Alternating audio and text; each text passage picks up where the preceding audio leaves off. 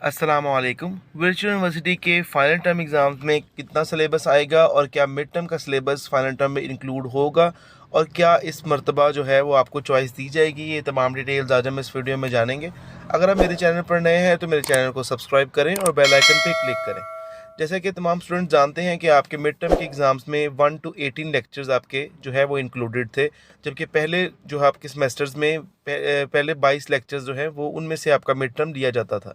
तो अब ये क्वेश्चन ये है कि क्या आपको तैयारी जो है वो 19 लेक्चर से स्टार्ट करनी है या फाइनल एग्ज़ाम्स में आपके लेक्चर नंबर 23 से ही इंक्लूड होंगे, तो आपने जो है वो लेक्चर नंबर 19 से अपनी प्रिपरेशंस को जारी रखना है, क्योंकि इसकी अभी कोई ऑफिशियल स्टेटमेंट नहीं आई। जब तक आपकी कोई ऑफिशियल आपकी नोटिफिकेशन नहीं आता तब तक आपने अपनी तैयारी को जारी रखना है। जो भी आपका फाइनल टर्म का सिलेबस होगा वो आपका उसके बारे में आपको अनाउंसमेंट आ जाएगी। और जहाँ तक पेपर पैटर्न की बात है, तो जिस तरह से आपके मिड टर्म में चॉइस आई है तो होपफुली आपको जो है वो फाइनल टर्म में भी चॉइस दी जाएगी। ठीक है, जैसा कि मिड टर्म का पेपर पहले 40 मार्क्स का होता था, अब उसको 30 मार्क्स का कर दिया गया है। इसी तरह से जो फाइनल टर्म का पेपर है वो आपका 80 मार्क्स का हुआ करता था, अब उसको भी हाफ या उसको 60 मार्क्स पे कन्वर्ट कर दिया जाएगा। पर एक बात आप याद रखें कि आपके फाइनल टर्म के जो पेपर्स हैं वो बहुत ज़्यादा इंपॉर्टेंस रखते हैं, क्योंकि अगर इसमें आप कोई स्टूडेंट फेल होगा तो वो उसके लिए पास होना मुमकिन ही नहीं होगा। ठीक है, पहले आपकी अदर एक्टिविटीज़ और मिड टर्म के मार्क्स तो वो 20% उसका एक क्राइटेरिया है, अगर उसमें 20% मार्क्स आप नहीं लेंगे तो आप क्वालिफाई ही नहीं करेंगे। पर ऐसे स्टूडेंट्स जिनके 20% बन जाते हैं पर वो फाइनल टर्म में पास पेपर्स को प्रिपेयर करके सोचें कि हम पास हो जाएंगे, तो ये बात गलत है। अभी से अपनी तैयारी जारी रखें, क्योंकि सिर्फ 1 महीना रह गया आपके फाइनल टर्म के पेपर्स में। आपके फाइनल टर्म की जो डेट आ रही है पेपर्स की, वो इंशाल्लाह 27 फरवरी से आपके फाइनल टर्म के पेपर्स जो हैं वो स्टार्ट हो जाएंगे।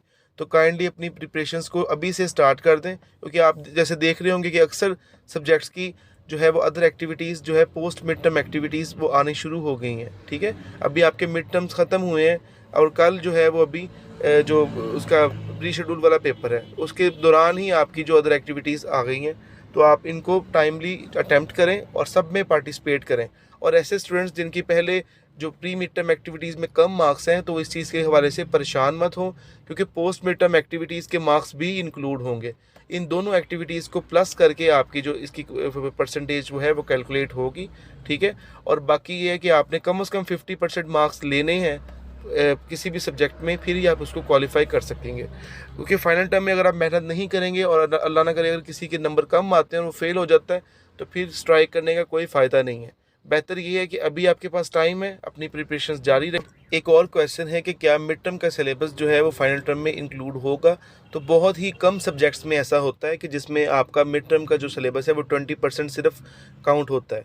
ज़्यादा आपका जो पेपर है वो फाइनल टर्म के सिलेबस में से ही आएगा। तो अभी जो आपके लेक्चर्स अपलोड हो रहे हैं उनको आप टाइमली अटेंड करें। ठीक है, बाकी इसकी फ़र्दर जो है हर सब्जेक्ट की इंडिविजुअल अनाउंसमेंट आएगी।